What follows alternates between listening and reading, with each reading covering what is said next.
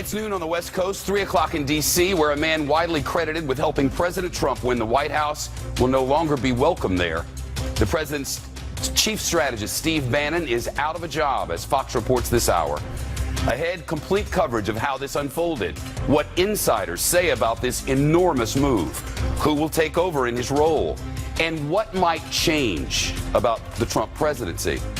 Also, will this do anything to help the Republican rift? The Tennessee Senator Bob Corker openly questioning whether President Trump is stable or even competent to do his job. And other big-name Republicans have recently come forward with criticism of their own. We'll look at the fight between the president and his own party. Plus, Steve Bannon it's only the latest insider to leave the administration. We'll look at who's resigned and who the president has forced to leave. It's a big news day. Let's get to it. Now, Shepard Smith reporting live from the Fox News deck. Bannon got the boot, or Bannon resigned, says Breitbart, or it was mutual, says the White House. One of those, but he's out. The controversial chief strategist Steve Bannon no longer at the White House. Of course, Steve Bannon has been nothing short of a lightning rod inside the administration. He's the former Breitbart leader who once described the conservative site as the platform for the alt-right. And once inside the West Wing, there has been no shortage of reports of Bannon taking on other close advisors, including the president's son-in-law, Jared Kushner. But the rumor mill over Bannon's job really started churning once President Trump made General John Kelly his new chief of staff. General Kelly reportedly expressed his concerns over Bannon to the president. There was also word that some inside the White House believed Steve Bannon was leaking negative stories about the National Security Advisor, H.R. McMaster, whom General Kelly had given more power. Then things really kicked into overdrive this week. On Tuesday, during the stunning news conference, President Trump said this when asked about Bannon's job. I like Mr. Bannon. He's a friend of mine. But Mr. Bannon came on very late. You know that. I went through 17 senators, governors, and I won all the primaries. I like him. He's a good man. He is not a racist. I can tell you that. He's a good person. He actually gets a very unfair press in that regard. But we'll see what happens with Mr. Bannon. Good man, not a racist, but we'll see. And we do. There's a lot here. The dismissal is fraught with danger for this White House. Remember, Steve Bannon was the architect of the strategy that won candidate Trump crucial states in the Rust Belt. That was all Bannon. He contributed to a book by Joshua Green taking credit for much of the president's success. That, we're told, angered Mr. Trump. There's also been word that the president became furious over an interview Steve Bannon gave to the magazine The American Prospect. In that interview that the magazine posted on Wednesday, Bannon contradicted President Trump's fire and fury threat to North Korea, saying, "There is no military solution here. They got us." In that same interview, Steve Bannon talked about the white supremacists who marched in Charlottesville last weekend and his own role in inflaming the far right. Bannon's response?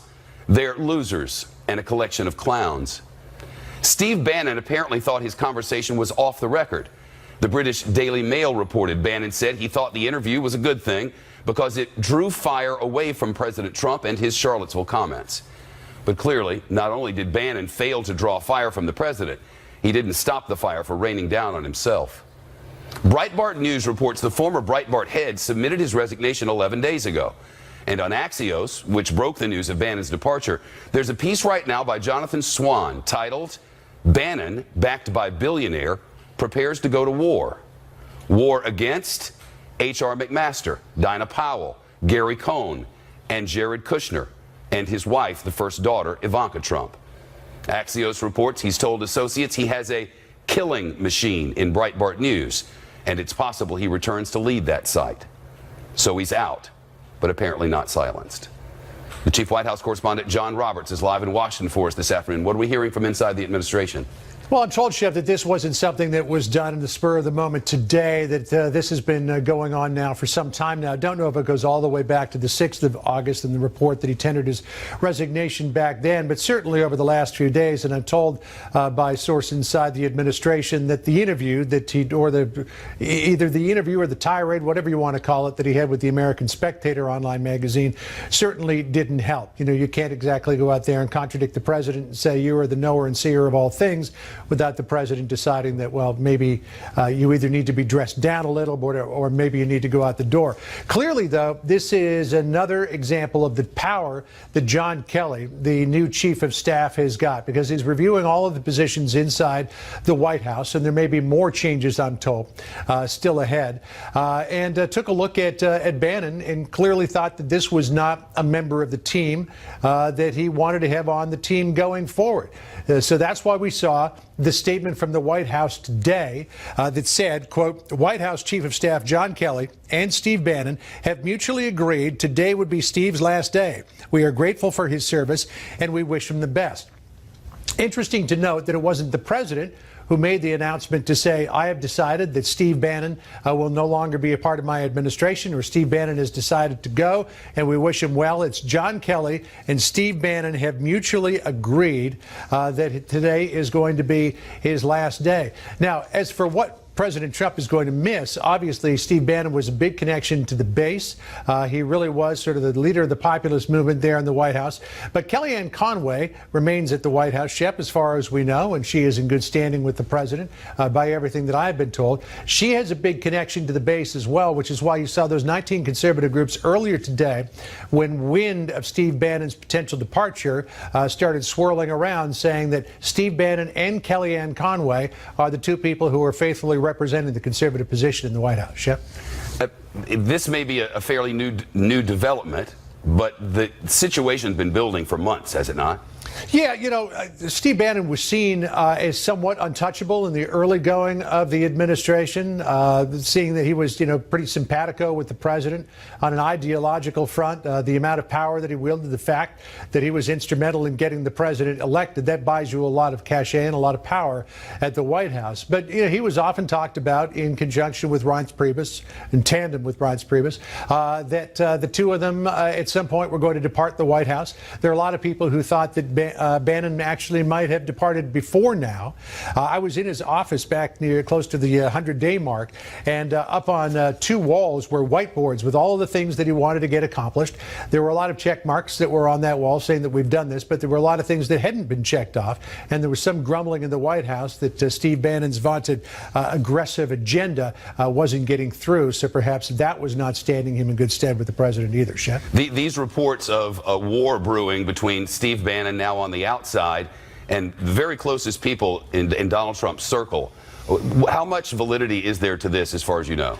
Well, when you talk about Steve Bannon, one of the things you talk about is his absolute distaste with establishment Republicans and how he wants to fight against them.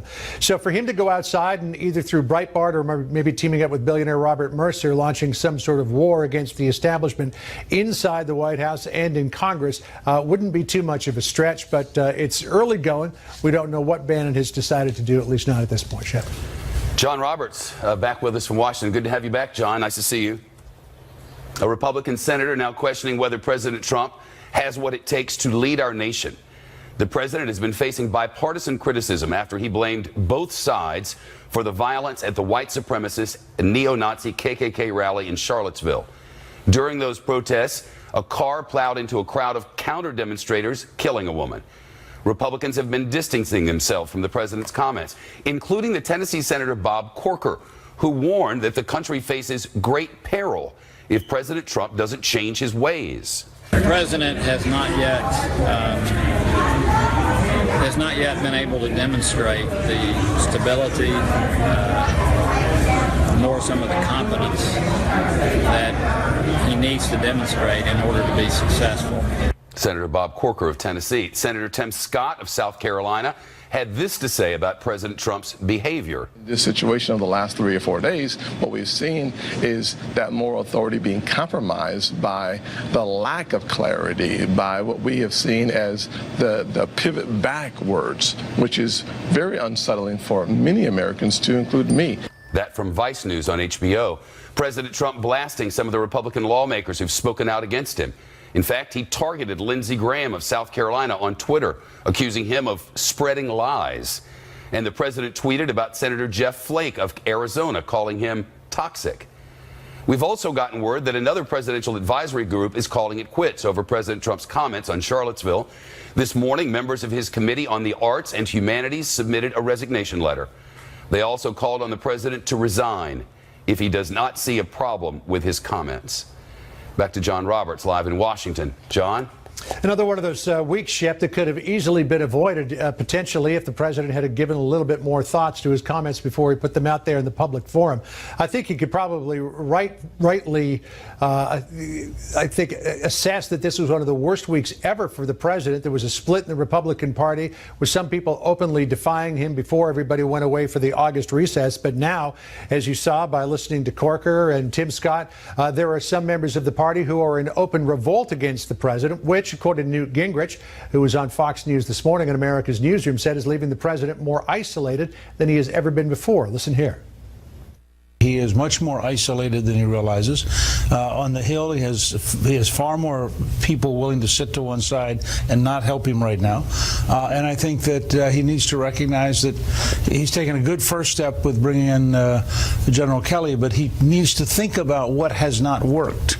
And you don't get down in the 35% range of approval and have people in your own party shooting at you and conclude that everything's going fine. And one of the things that did not work clearly was that press conference that he gave at Trump Tower on Tuesday. Shep, he was supposed to come down, make a statement, and then turn things over to Elaine Chao and Steve Mnuchin. But instead, the president decided to call an audible. And a lot of people would say fumbled the ball badly when he started answering all those questions about Charlottesville. John Roberts. It's not just lawmakers pushing back against President Trump over his response to Charlottesville.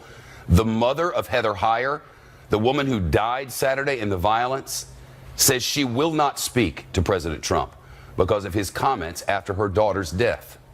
I'm not talking to the president now. I'm sorry. After what he said about my child, and it's not that I saw somebody else's tweets about him. I saw an actual clip of him at a press conference equating the protesters like Ms. Heyer with the KKK and the white supremacists. You can't wash this one away by shaking my hand and saying I'm sorry. Is there something, though, that I'm not forgiving for that. Not finished. Is there something, though, that you would want to say to the president? Think before you speak. President Trump paid tribute to her daughter in a tweet on the day of her memorial service, calling her a truly special young woman who will be long remembered by all. Back to John Roberts at the White House. That's tough stuff. It is. And it's another reason why a lot of people in the White House didn't think it was a particularly good idea for the president on Tuesday at Trump Tower to veer off script. Again, he was supposed to make a statement and then turn things over to Chao and to Mnuchin, but instead he decided he wanted to get something off of his chest. He went all ad lib and took a lot of questions on Charlottesville. His aides knew that if he stayed at the podium, it was going to become about Charlottesville, and it probably wasn't going to end well. The president blaming both sides there, trying to kind of have it both ways, but at the same time denying that he drew any kind of moral equivalence between the protesters on the left and the KKK and the white supremacists, calling out the fake news for misrepresenting what he said. But it's clear, Shep, that a lot of people, not just Heather Heyer's mother, heard it the way they heard it, because there are a lot of members of the president's own party who are really up in arms over what he has said. And this has created a split in the Republican Party, Shep, that is going to be very difficult to repair when those members of Congress come back here to Washington after Labor Day. It is really hard to imagine, as one person told me this morning, that he'll be able to get any legislative accomplishments in the current state of affairs after the summer break. That said, though, when people like Corker and Tim Scott are asked, are you going to vote yes or no on tax reform, the president will probably get the result that he wants. It may be on some of the thornier issues, though, that is a bigger problem. John Roberts, thanks again. Thanks. Steve Bannon's exit could shake up some White House policies. That's according to our next guest, who says we could see big changes in everything from Trump's tax plans to national security. And he also says President Trump is taking a real chance with this move. We'll explain why in detail coming up from the Fox News Deck on this Friday afternoon. More now on Fox Top Story. Steve Bannon out at the White House. Josh Gerstein is here. He's a senior reporter for Politico. Thanks, Josh. Hey, Shep. Good to be here. Pretty big move, fraught with peril.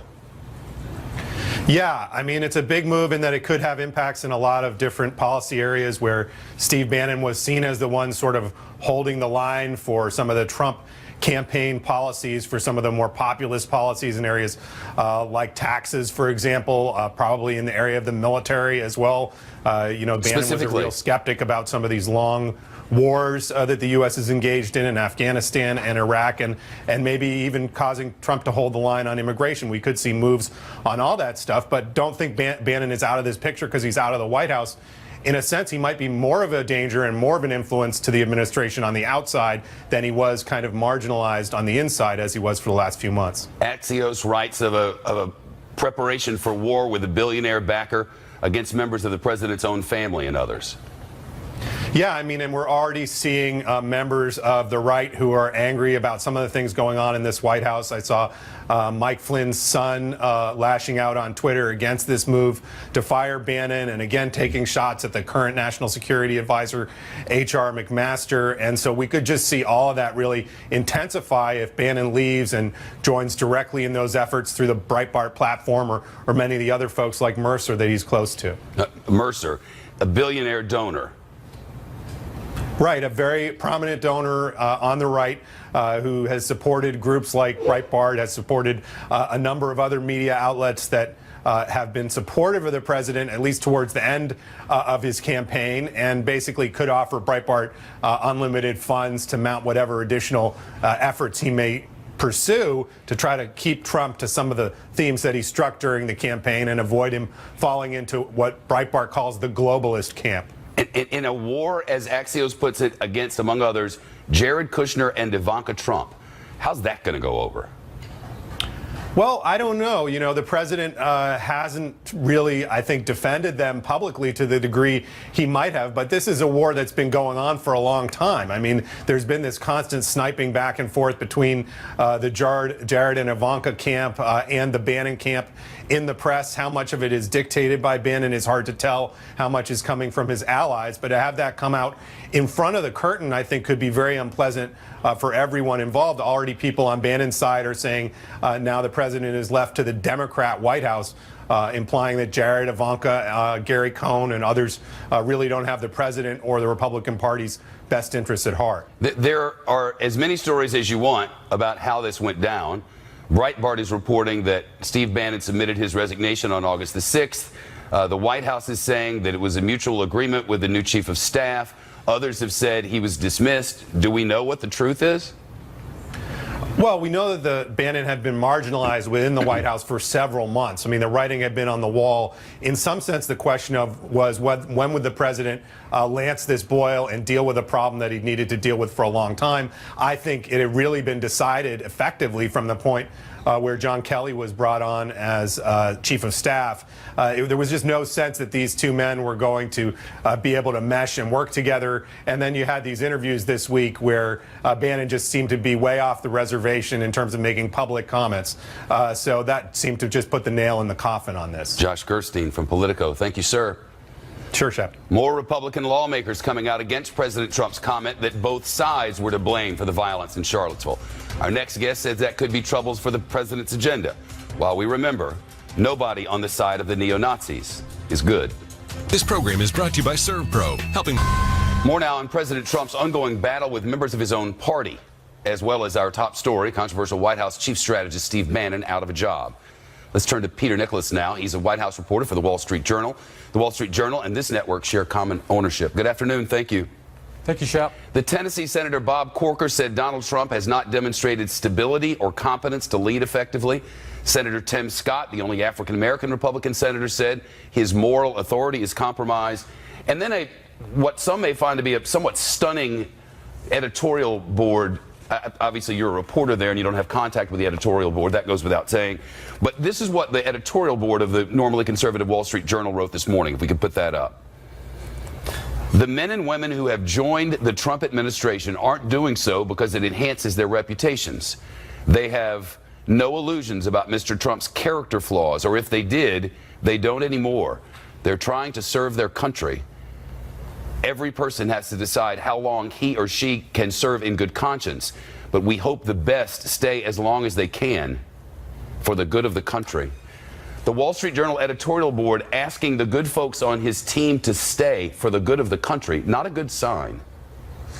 Well, yeah, I think that's what the issue is here, that after the president's remarks in Charlottesville, it's there's a question of conscience from members of the administration. Do they stay or do they go? We know that Gary Cohn, for example, who happens to be Jewish, was at the president's side when he made those remarks in his press conference, was very upset by them. But the question is, will he stay on or will he leave? It looks like, from what we hear from White House sources, that he's planning to stay, although he was disturbed by what the president said. And I think that it's every member of the administration, every senior official in the White House is probably going to ask himself or herself some version of that question. You know, do I stay or do I go? Do I want to be aligned with this administration, or do I want distance between myself and the administration for the sake of my reputation? Which are we expecting, or do we know? So far, it looks like the center is holding. John Kelly seems to be in conversations with people about what the president said. White House Chief of Staff John Kelly. So it seems like we haven't seen mass defections yet. But we have seen, as you pointed out earlier, something unusual happening in Congress, where mainstream Republicans who are on good terms with this White House, like Bob Corker, Republican from Tennessee, saying that they question Mr. Trump's president's competence, they question whether his stability. And I think that we have to take note of that. Corker is not a bomb thrower. Corker is somebody who has good relations with this White House. He's flown on Trump's plane. He did so during the campaign. He was considered for vice president. He was considered for Secretary of State. If he is distancing himself from this White House and asking those kinds of questions, you have to imagine that that's happening within the White House and elsewhere in Congress. You've described Mr. Corker's statements of yesterday as something of a tipping point. Yes. Well, I do think that we saw in Tim Scott, the senator from South Carolina, Bob Corker, others, that what the president said in his news conference about Charlottesville, equating the counter-protesters with the white nationalist demonstrators, that was not okay, that was not acceptable, that crossed some line of propriety and convention in terms of our discourse in American politics. And the question is this so it looks like this could be the start of a tipping point where more people reach that conclusion, come forward, and announce that they're not going to be aligned with President Trump, and that could create great complications for his legislative agenda. He still needs to pass a tax reform plan. He still wants to raise a debt ceiling. He still has to. He still harbors hopes of passing a health care overhaul. It's an open question whether any of that can happen with this kind of distaste for what his remarks coursing through Congress. The president has tended to launch, or I should say, attack back, as he said it, against his detractors, including most recently Senator John McCain, Senator Lindsey Graham. Bob Corker, though, the chairman of the powerful Foreign Relations Committee, a loyal supporter, as you've described him, do we have any idea yet how the president is reacting to those comments? We don't know yet. We haven't seen any reaction on the part of on Twitter yet. But I think it's something that we have to watch closely. And you just wonder, I mean, politics is a game of addition, not subtraction. You're supposed to take your base and add to it, expand it. You're not supposed to just have people flake off and dismiss people and tell people that they're not welcome in your fold. So if he alienates Bob Corker, if he distances himself from Bob Corker, if he doesn't make amends with Corker or try for some sort of rapprochement, it seems quite serious, because you wonder where the support is, who's left. I mean, who are the real true blue Trump allies in Congress? Because he's already said critical things about Mitch McConnell, the Senate Republican leader. Is there a senator or member of Congress of the Republican Party who has defended the president's comments? I'm not necessarily aware of that, no. It's hard to, not off the top of my head. I know Mark Meadows has generally been supportive of the president and was concerned about the firing of Steve Bannon, but I'm not sure we've heard people rallying to the president's defense in Congress about those remarks on Charlottesville, no. Very good of you. Peter Nicholas from our friends at the Wall Street Journal, thank you. Thank you, Shep. Ahead, Steve Bannon, not the first major shakeup in the Trump administration, far from it. A look at the revolving door of the West Wing as we approach the bottom of the hour and the top of the news. A Fox report now. Headlines from the Fox News deck. Severe floods killing more than 400 people in southern Asia. That's according to officials in India, Bangladesh, and Nepal. Emergency workers say millions of people are at risk of disease and hunger, and that it's shaping up to be one of the worst humanitarian disasters to hit that region in more than a decade. New dash cam video shows a sheriff's deputy slamming into a car at more than 100 miles an hour. Happened last year in Palm Beach County, Florida. Investigators say a deputy was chasing a suspect despite the sheriff's office telling him not to do so. The other driver suffered a brain injury, the deputy facing a reckless driving charge. And NASA launching a new satellite into orbit. The rocket took off from Cape Canaveral in Florida this morning. Scientists say the satellite will help Earth access data from the International Space Station and the Hubble telescope. And away they go. The news continues in a moment. This is Fox News Channel. Happy last day of Infrastructure Week. In the middle of a big White House shakeup and with its chief strategist out, President Trump is holding a major meeting, his phrase, with his national security team, not at his home in South Florida, but at Camp David in Maryland. The president tweeted that the meeting would be on national security, the border, and the military. President Trump and his advisors expected to talk about a strategy for winning the war in Afghanistan after months of heated debate on that subject inside the White House. And earlier today, before the Bannon announcement, the president tweeted, "Homeland Security and law enforcement are on alert and closely watching for any sign of trouble. Our borders are far tougher than ever before." Kevin Court live in Maryland near Camp David. Kevin?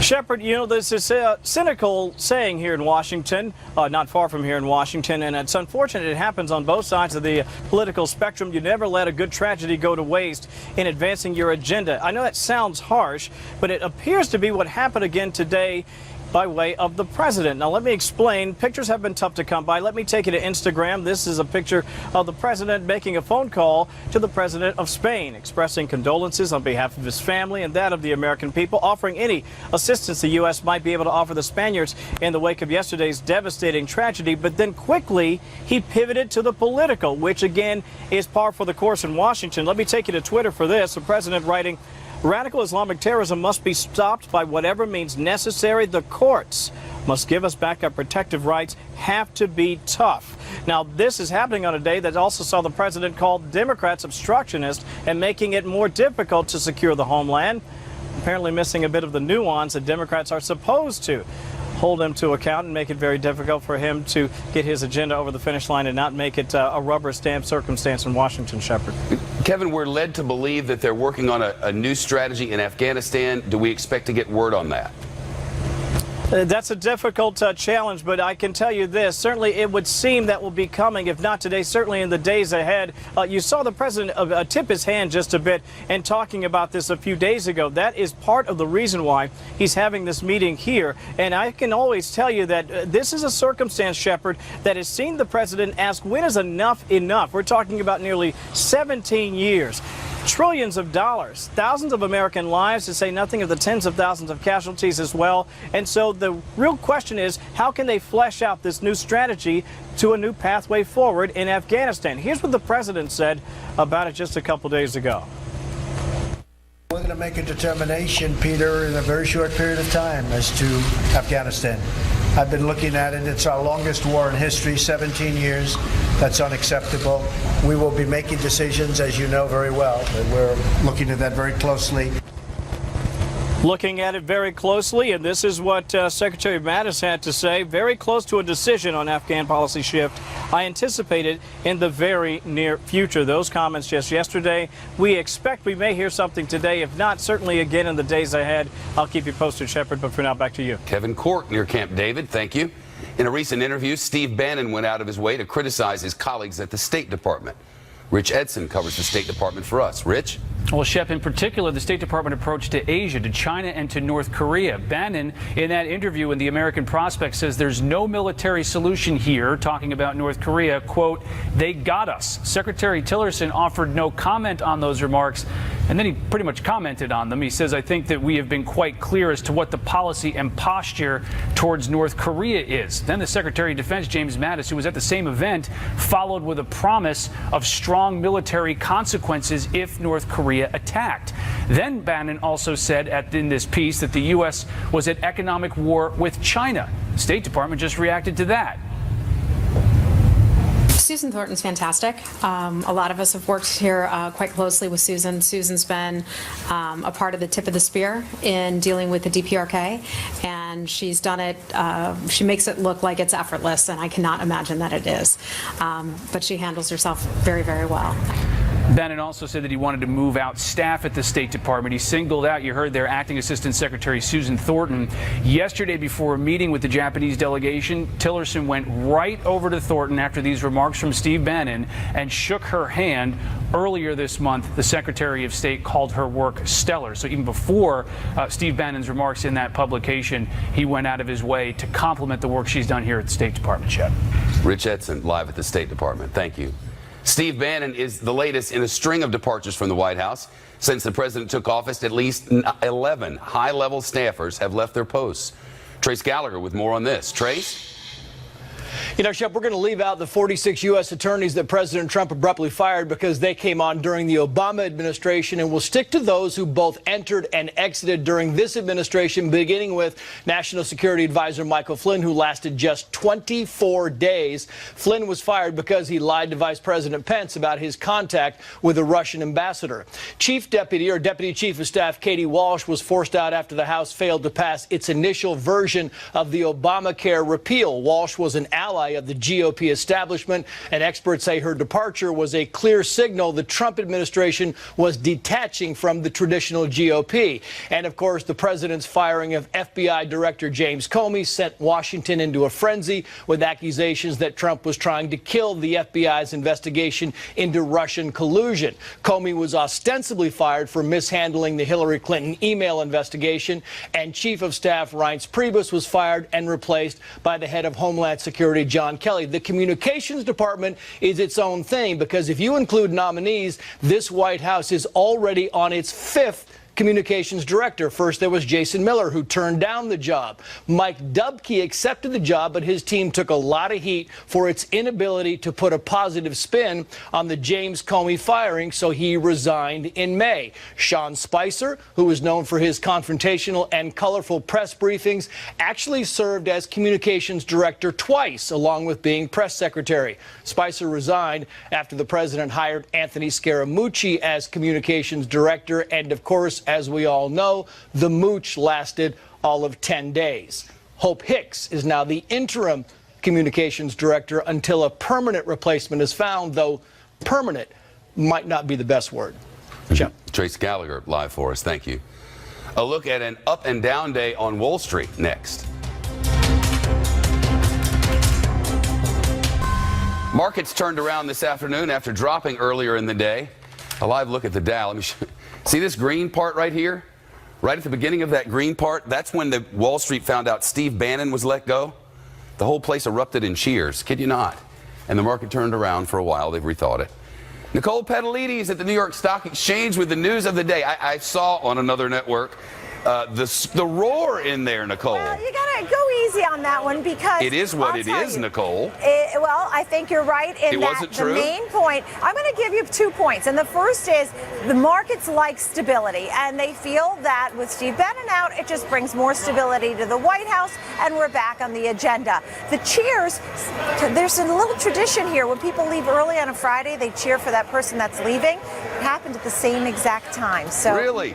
I'm giving you the truth. That's awesome. Someone stepped out and they say, there he goes. Been here for 20 years, Shep. It happens every Friday. It just so happened coincided with the news on Bannon. So, but I will, to your point, say that the market did turn on this news because it just brings stability to the markets. We were down, we were up. We've gone over the unchanged line 60 times today alone. So let's talk about these markets and some of the names that are leading the way. Yesterday, we had so many worries. It was worries about a lot of things. I mean, not only what was going on in Washington, the Charlottesville fallout, disbanding of CEO councils.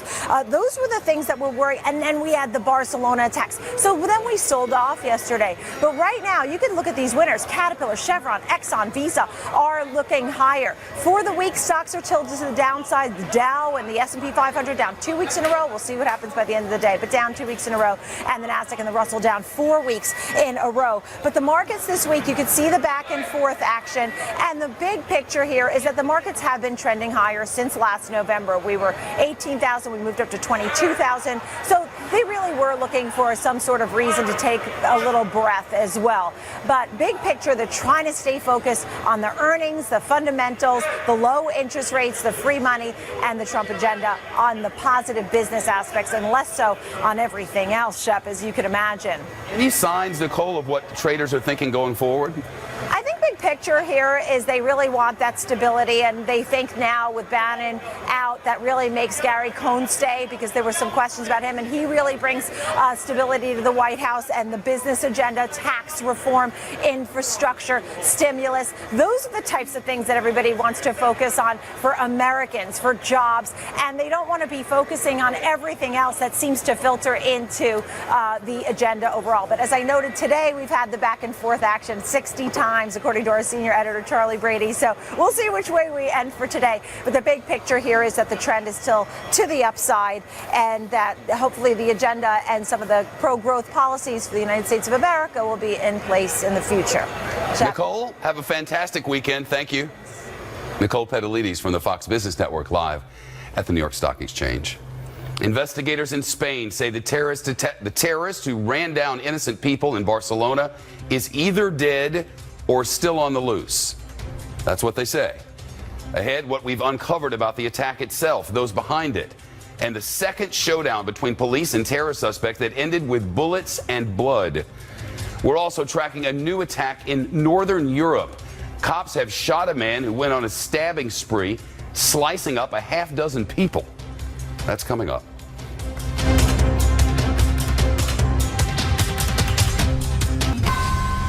Barcelona weeps but does not surrender. Those words written on a note left at a makeshift memorial in the center of Las Ramblas, a tourist hotspot in Spain's second largest city, where at least one American and 12 others died in one of the terrorist attacks there yesterday.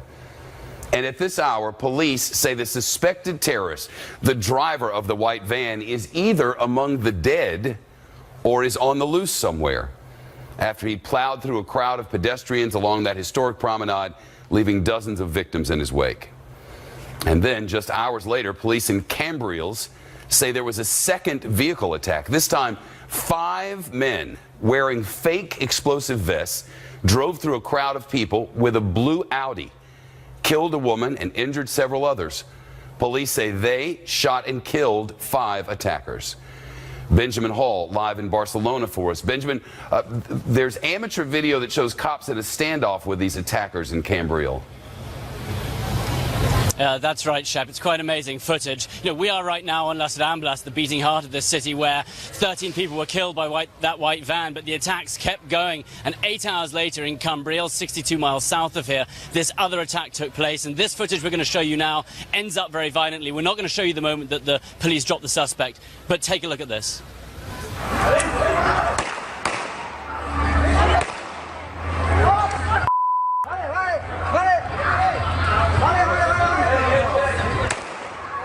Vale, ya está, ya está. Ya está. ¡Ey! Cuidado, cuidado, cuidado. ¡Abajo!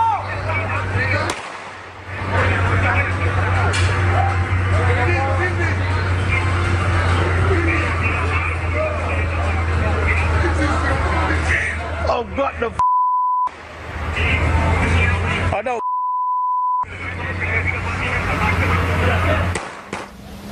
So, you know, incredible footage there, and in fact there's been amateur video footage from all of the scenes and the terror attacks that took place here, but the police really closing in on this idea that this was part of a much larger network, and of course that's what they're worried about. There may still be people out there. What do we know about this larger network, if anything?